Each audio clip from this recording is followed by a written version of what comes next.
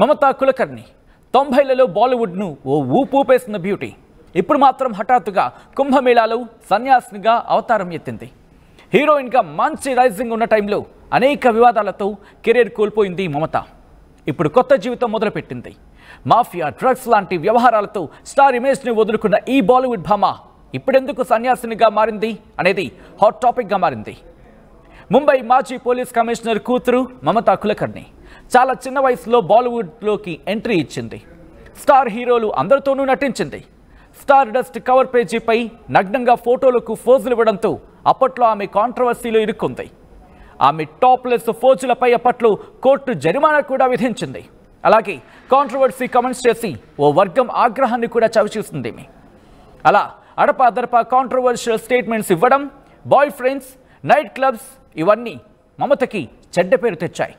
హీరోయిన్గా ఉన్న రోజుల్లోని ముంబై డాన్ చోటా రాజన్తో మమతకు సంబంధాలు ఉండేవని, అండర్ వరల్డ్ ఒత్తిడితోని ఆమెకు హీరోయిన్గా ఛాన్స్లు వచ్చేవని చెప్పుకునేవారు. బాలీవుడ్ను వదిలిపెట్టిన తర్వాత ఒక ఎన్ఆర్ఐ బిజినెస్ మ్యాన్ని పెళ్లి చేసుకుని అమెరికా వెళ్ళిపోయి న్యూయార్క్లో సెటిల్ అయిపోయింది ఈ భామ. కానీ ఆ పెళ్లి కొన్నాళ్లకు పెటాకులైపోయింది. ఆ తర్వాత తన ఒకప్పటి బాయ్ ఫ్రెండ్ అయిన విక్కీ గోస్వామిని పెళ్లి చేసుకుంది. అయితే విక్కీ గోస్వామికి దుబాయ్, నేపాల్ కేంద్రంగా డ్రగ్స్ బిజినెస్ ఉండేది. భర్త డ్రగ్స్ వ్యాపారంలో మమత కూడా చేతులు కలిపింది. 2014లోనే ఈ డ్రగ్స్ వ్యాపారం సంబంధించి పోలీసులు విక్కీ గోస్వామికి నోటీసులు ఇచ్చారు.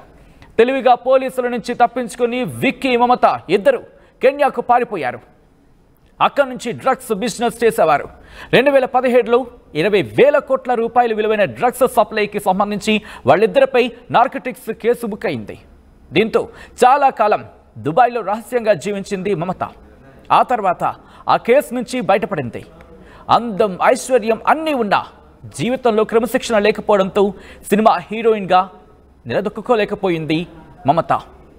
క్రిమినల్స్తో తిరిగి వాళ్లతోనే బతికి జీవితాంతం వివాదాలతోనే గడిపింది మమతా కులకర్ణి. చివరికి ఆ కేసులు అన్నిట్లోంచి బయటపడి దాదాపుగా 23 ఏళ్ల తర్వాత ఇప్పుడు స్వదేశానికి వచ్చింది. ఇక జీవితంలో అన్నీ వదిలేశానని సన్యాసం తీసుకుంటున్నట్లు 52 ఏళ్ల మమత ప్రకటించింది.